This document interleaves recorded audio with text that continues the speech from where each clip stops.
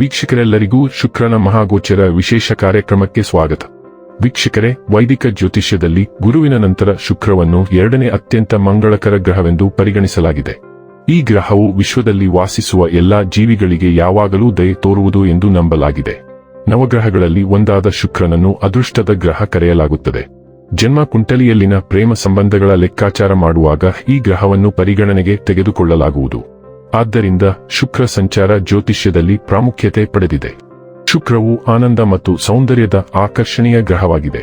ವೈದಿಕ ಜ್ಯೋತಿಷ್ಯ ಶಾಸ್ತ್ರದ ಪ್ರಕಾರ ಯಾವುದೇ ವ್ಯಕ್ತಿಯು ತನ್ನ ಜಾತಕದಲ್ಲಿ ಶುಕ್ರನ ಬಲವಾದ ಸ್ಥಾನವನ್ನು ಹೊಂದಿದ್ದಾನೆ, ಅವನ ಅಥವಾ ಅವಳ ಜೀವನದಲ್ಲಿ ಎಲ್ಲಾ ರೀತಿಯ ಐಷಾರಾಮಿ ಮತ್ತು ಭೌತಿಕ ವಸ್ತುಗಳ ಸಂತೋಷಗಳನ್ನು ಅನುಭವಿಸುತ್ತಾನೆ ಮತ್ತು ಪಡೆಯುತ್ತಾನೆ.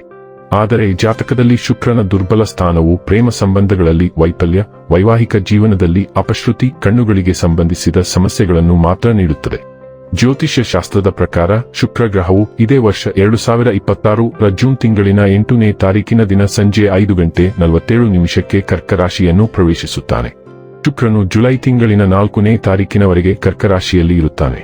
ಜ್ಯೋತಿಷ್ಯ ಶಾಸ್ತ್ರದಲ್ಲಿ ಶುಕ್ರ ಗ್ರಹವು ಹಣ, ಐಶ್ವರ್ಯ, ವೈಭವ, ಸಮೃದ್ಧಿ, ಬೌದ್ಧಿಕ ಸುಖವನ್ನು ಕರುಣಿಸುವ ಗ್ರಹ ಎಂದು ಕರೆಯಲಾಗುತ್ತದೆ.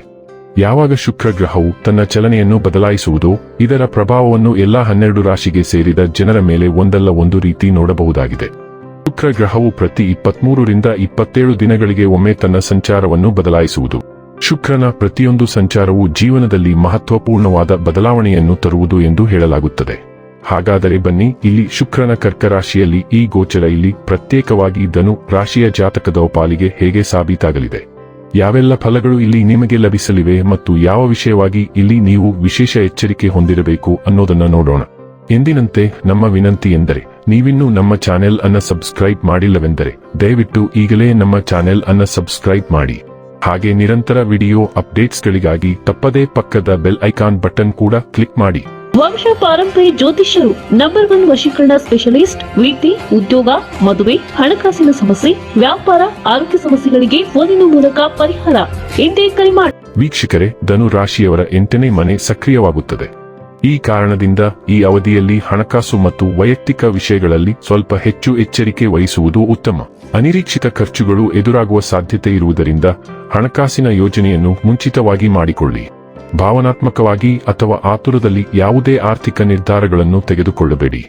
ಇತರರಿಗೆ ಹಣವನ್ನು ಸಾಲವಾಗಿ ನೀಡುವ ಮುನ್ನ ಸಂಪೂರ್ಣವಾಗಿ ಯೋಚಿಸುವುದು ಒಳಿತು.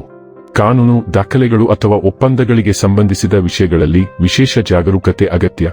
ಯಾವುದೇ ದಾಖಲೆಗಳಿಗೆ ಸಹಿ ಮಾಡುವ ಮೊದಲು ಅವುಗಳನ್ನು ಸರಿಯಾಗಿ ಪರಿಶೀಲಿಸಿ. ಮನೆಯಲ್ಲಿನ ಹಣಕಾಸಿನ ವಿಚಾರಗಳ ಕುರಿತು ಚರ್ಚೆಗಳು ನಡೆಯಬಹುದು. ಇಂತಹ ಸಂದರ್ಭಗಳಲ್ಲಿ ತಾಳ್ಮೆ ಮತ್ತು ಸಮಾಧಾನದಿಂದ ವರ್ತಿಸಿದರೆ ಸಮಸ್ಯೆಗಳು ಸುಲಭವಾಗಿ ಬಗೆಹರಿಯುತ್ತವೆ. ಧನು ರಾಶಿಯ ಸ್ಥಳೀಯರಿಗೆ ಶುಕ್ರನು 6ನೇ ಮತ್ತು 11ನೇ ಮನೆಗಳನ್ನು ಆಳುತ್ತಾನೆ ಮತ್ತು ಪ್ರಸ್ತುತ 8ನೇ ಮನೆಯಲ್ಲಿ ಸಾಗುತ್ತಿದ್ದಾನೆ. ಕರ್ಕಾಟಕ ರಾಶಿಯ ಈ ಶುಕ್ರ ಸಂಚಾರದ ಸಮಯದಲ್ಲಿ ವೃತ್ತಿಜೀವನದ ವಿಷಯದಲ್ಲಿ ನೀವು ಅಶಾಂತಿ ಮತ್ತು ಕೆಲಸದ ಒತ್ತಡವನ್ನು ಹೆಚ್ಚಿಸಬಹುದು. ಇದರಿಂದಾಗಿ ನೀವು ಹೆಚ್ಚು ಸವಾಲಿನ ಸಂದರ್ಭಗಳನ್ನು ಎದುರಿಸಬಹುದು. ಈ ಸಂಚಾರದ ಸಮಯದಲ್ಲಿ ನಿಮ್ಮ ವ್ಯವಹಾರದ ಅನುಚಿತ ಯೋಜನೆ ಮತ್ತು ನಿರ್ವಹಣೆಯಿಂದಾಗಿ ವ್ಯವಹಾರದ ದೃಷ್ಟಿಯಿಂದ ನೀವು ತೀವ್ರ ನಷ್ಟವನ್ನು ಎದುರಿಸಬೇಕಾಗುತ್ತದೆ. ಹಣಕಾಸಿನ ವಿಷಯದಲ್ಲಿ ನಿಮ್ಮ ವ್ಯವಹಾರದ ಅನುಚಿತ ನಿರ್ವಹಣೆಯಿಂದಾಗಿ ನೀವು ಹೆಚ್ಚಿನ ಆರ್ಥಿಕ ನಷ್ಟವನ್ನು ಎದುರಿಸಬೇಕಾಗುತ್ತದೆ.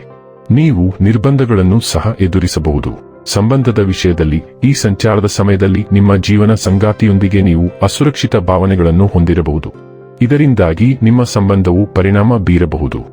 ಆರೋಗ್ಯದ ದೃಷ್ಟಿಯಿಂದ ಈ ಸಾಗಣೆಯ ಸಮಯದಲ್ಲಿ ನೀವು ಚೈತನ್ಯಶೀಲರಾಗಿರಬಹುದು ಮತ್ತು ಇದು ನಿಮ್ಮಲ್ಲಿ ಇರುವ ದೊಡ್ಡ ಪ್ರತಿರೋಧ ಮತ್ತು ರೋಗನಿರೋಧಕ ಶಕ್ತಿಯ ಮಟ್ಟಗಳಿಂದಾಗಿರಬಹುದು.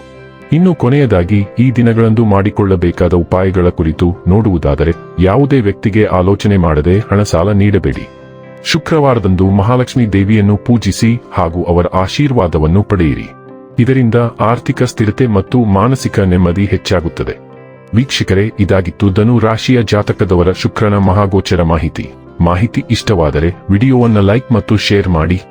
ಜೈ ಶ್ರೀರಾಮ್. ಕಾಮೆಂಟ್ ಬಾಕ್ಸ್ನಲ್ಲಿ ಬರೆಯಿರಿ. ಹಾಗೆ ಚಾನೆಲ್ ಸಬ್ಸ್ಕ್ರೈಬ್ ಮಾಡುವುದರ ಜೊತೆಗೆ ನಿರಂತರ ವಿಡಿಯೋ ಅಪ್ಡೇಟ್ಸ್ಗಳಿಗಾಗಿ ಪಕ್ಕದ ಬೆಲ್ ಐಕಾನ್ ಕ್ಲಿಕ್ ಮಾಡಿ.